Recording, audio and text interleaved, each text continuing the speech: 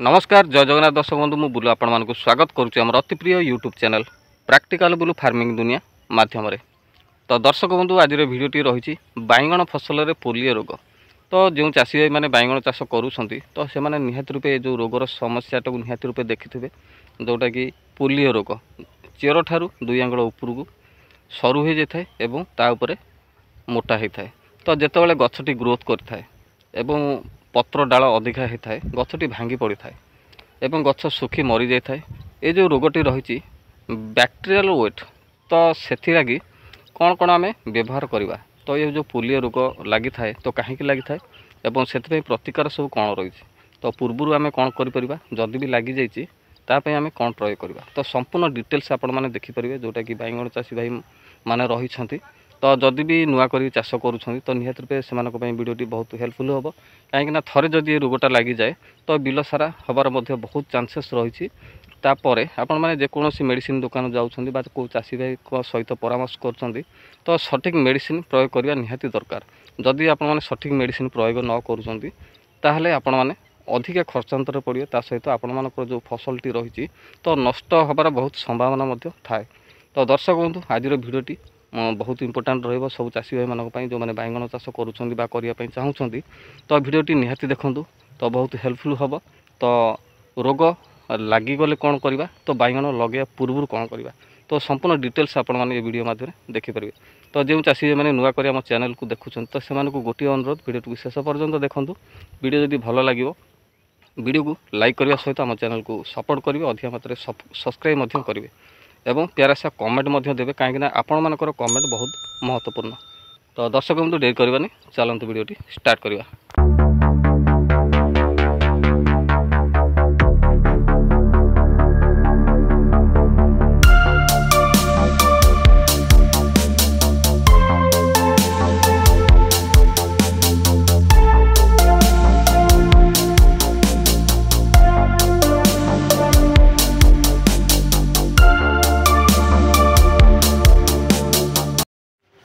तो दर्शक बंधु आज भिडियो आम जाना बैगण फसल में लगुवा पोलियो रोग। तो जो चाषी भाई मैंने बैगण चाष कर तो से मैंने निहाती जानी कहीं पूर्वर जदि 8 ରୁ 10 वर्ष बैगण चाष करेंगे तो निहाती रूपे जानी जोटा कि बैगण में लगुवा पोलियो रोग अति मारात्मक रोग। तो जो चाषी भाई मैंने नुआ कर चाष कर बैगण चाष तो से पोलियो रोगर निराकरण विषय जाना निहाती दरकार। तो कहीं बैगण चाष गोटे एमती चाष जदि भी आपण मैंने सठिक रूपे रोग नियंत्रण न करती ताहले आपण मानकर बाड़ संपूर्ण नष्ट हो जाबार संभावना रही। तो आसतु आम जाना ये जो बैगण पोलियो रोग सेटा कौन पे लगी था। तो पोलियो रोग गोटे बैक्टेरियल वेट जोटा कि जहाँ आम रेलस्टोनिया साल्मेरिया नामक बैक्टेरिया द्वारा व्यापी थाए। तो यही रोग लगिले लक्षण सब कौन सब देखा मिलता है। तो दिन बेला गछटी कौन हुए ना मुड़ी हो जाए बा सुखी जाए एवं राति रे पुणी सतेज हो उठे। तो यही टाइप आपण मैंने 8 ରୁ 10 दिन देखिए तापर संपूर्ण रूपे गछटी मरी जाए। तो पोलियो रोग आपण मैंने देखिथे जो बैगण गछ को पोलियो रोग हो तो चेर ठारू बा मूल ठारू 2 ରୁ 3 आंगुल छाड़िकी सरू हो जाए तापर सुस्थ होता है।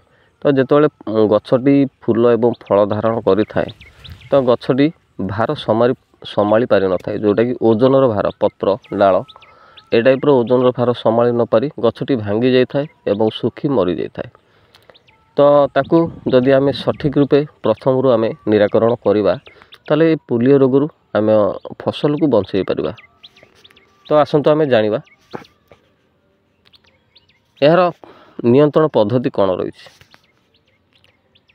तो प्रथमतः आम जिते जमी बा फील्ड चाष करुचे चाष पूर्वर जोटा कि चाष करने बेले ट्राइकोडर्मा विरिड जोटा कि आपण मैंने मार्केट में आनीपर जोटा कि 2.5 किग्रा प्रति एकर नचेत ट्राइकोडर्मा हार्जियम व्यवहार करेंगे। एवं जदि भी आपण मानकर फसल रे पोलियो रोग लगी जाइए तो से गछ को संपूर्ण रूपे उपाड़ी देबे एवं अलग जगह को नहीं जाली देबे। तापरे आपण माने रासायनिक नियंत्रण माने रासायनिक मेडिसिन प्रयोग करेंगे। तो से मेडिसिन टी कौन रही बैक्टीरियासाइड जोटा कि रही स्ट्रेप्टोसाइक्लिन 100 ppm 1 ग्राम प्रति 10 लिटर पानी रे मिसई एवं ता सहित कपर ऑक्सीक्लोराइड जोटा कि 3 ग्राम प्रति लिटर रे मिसाई 10 दिन अंतर 2 थर मूल को स्प्रे करेंगे। स्प्रे करने द्वारा आपण मैंने देखिए जोटा कि पोलियो रोग लगी आउ अलग गछ को व्यापीब ना।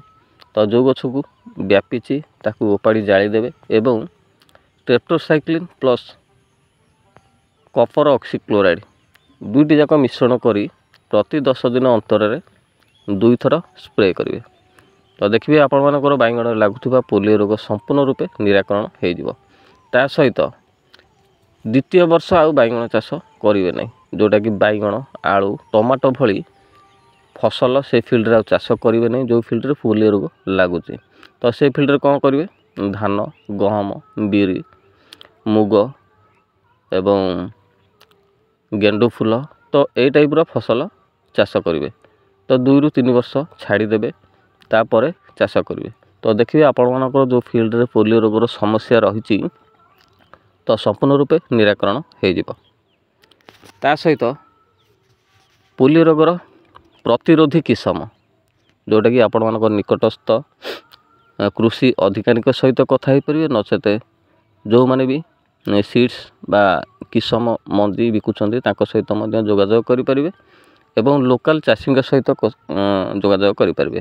तो मु आपण मानकु कहि दउची किछिटा प्रतिरोधी किसम जेपरिक स्वर्णमानी आर्का आनंद आर्का निधि पूषा पर्पल लंग तो यही किसम आप चाष करूँ। तो पोलियो रोगर प्रतिरोधी किसम रही तो निहत रूपे दर्शक बंधु आपण मैंने आज जापारे जोटा कि बाइगण में लगुवा पोलियो रोग को किपरि आमे निराकरण करिपरिबा जदि भी पोलियो रोग लगी जाइए कौन करवा न लगे कौन करवा तो संपूर्ण डिटेल्स जापारे। तो दर्शक बंधु आज आम जानिले जोटा कि रही बाइगण फसल में पोलियो रोग पर आम कि प्रतिकार करवा तो संपूर्ण डिटेल्स जापारे। तो आगू आम चैनल माध्यम आपण मैंने बहुत सुंदर सुंदर वीडियो देखा पाइबे। तो निहत रूपे आम चैनल को सपोर्ट करूँ सब्सक्राइब करूँ। आम आगू एमती चाषी भाई मानक नुआ नुआ हेल्पफुल वीडियो जोटा कि काम आसुवा वीडियो चाष भित्तिक वीडियो आपण मैंने आम चैनल माध्यम देखिपारे। तो दर्शक बंधु आज ये पुणी देखा नेक्स्ट वीडियो रही नमस्कार।